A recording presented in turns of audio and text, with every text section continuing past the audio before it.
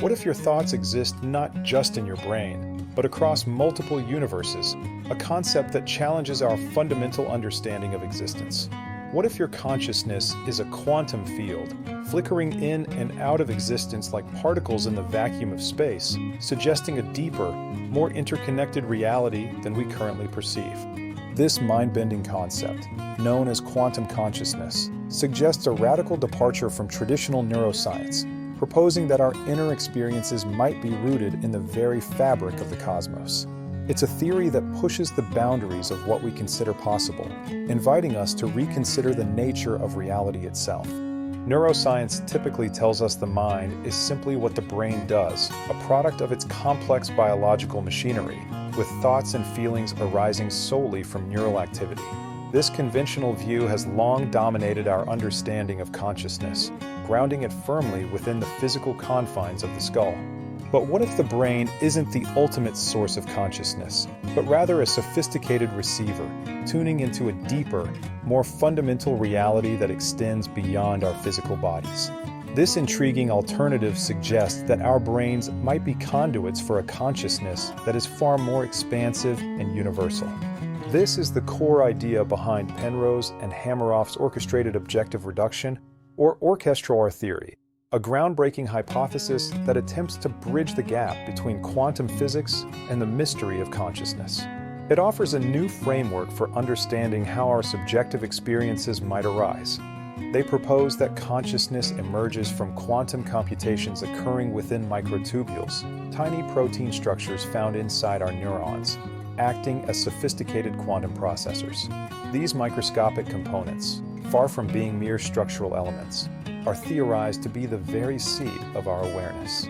Objective reduction, or OR, suggests that quantum state collapses are not random events, but rather fundamental moments of experience, intrinsically linked to the very fabric of space-time. These collapses, according to the theory, are the elementary building blocks of our conscious perceptions and decisions. Penrose argued that classical physics alone cannot explain the richness and non-computable aspects of consciousness, hinting that quantum gravity might hold the key to unlocking its deepest secrets. He believed that a complete theory of consciousness must incorporate principles beyond the classical realm. Hameroff extended this, noting that anesthetics, which disrupt consciousness, also interfere with microtubule coherence, suggesting that quantum processes are crucial for maintaining awareness. This observation provides compelling empirical support for the idea that quantum phenomena play a vital role in our conscious experience. Critics, like Max Tegmark, initially argued that decoherence times in warm, wet brains would be too short for quantum coherence to be maintained, making the orchestral theory seem implausible. The prevailing scientific consensus at the time suggested that quantum effects would be instantly lost in the noisy environment of the brain. However, recent research indicates that microtubules might maintain quantum coherence far longer than previously thought, challenging these initial objections and opening new avenues for investigation. This unexpected resilience of quantum states within biological systems has reignited interest in the orchestral theory. If orchestral is true, consciousness isn't something that merely emerges from complex brain activity. It's built into the very fabric of reality itself, a fundamental property of the universe. This profound implication suggests that consciousness is not an accidental byproduct, but an intrinsic component of existence.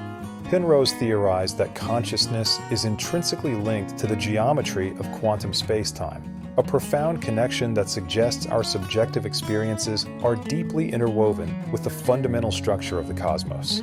This perspective elevates consciousness from a mere biological phenomenon to a cosmic one. This perspective aligns with panpsychism, the idea that everything possesses some level of consciousness, shifting our understanding of existence from a purely material one to a universe imbued with awareness. It suggests that even the smallest particles might harbor a rudimentary form of consciousness. The question then transforms from how does the brain create the mind to how does reality express mind through the brain, reframing our inquiry into the nature of consciousness. This shift in perspective encourages us to look beyond the brain as the sole generator of consciousness and consider its role as an interface. Now, imagine if consciousness is quantum and quantum physics allows for many worlds. What happens to you in those other universes, those countless parallel realities branching off with every quantum decision? This thought experiment opens up a universe of possibilities for our own existence.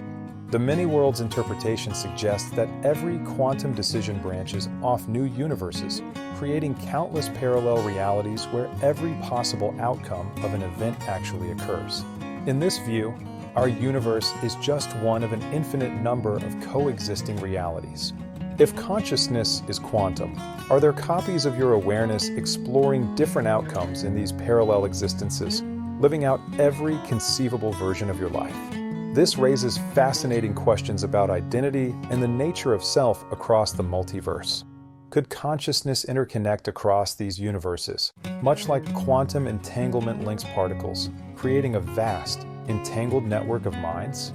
This idea suggests a profound unity, where our individual consciousness might be part of a larger cosmic awareness. Consider déjà vu, intuition, or vivid dreams as potential interference from nearby universes, echoes of other cells experiencing slightly different realities. These fleeting sensations might be glimpses into the vast tapestry of the multiverse, subtle communications from our parallel counterparts. If reality itself is conscious, and if the multiverse is its grand stage, then perhaps we are not just in the universe, but an integral part of its conscious unfolding. This perspective blurs the lines between observer and observed, suggesting a deep, participatory role for consciousness in the cosmos. The universe, in its infinite complexity and conscious essence, is in us, reflecting the ancient wisdom that the microcosm mirrors the macrocosm. Our individual consciousness might be a localized expression of the universe's own awareness, a profound and humbling realization. Are you awake, or are you everywhere? A question that challenges our perception of self and our place in the cosmos. This final thought invites us to contemplate the boundless nature of consciousness and its potential to transcend our individual experiences.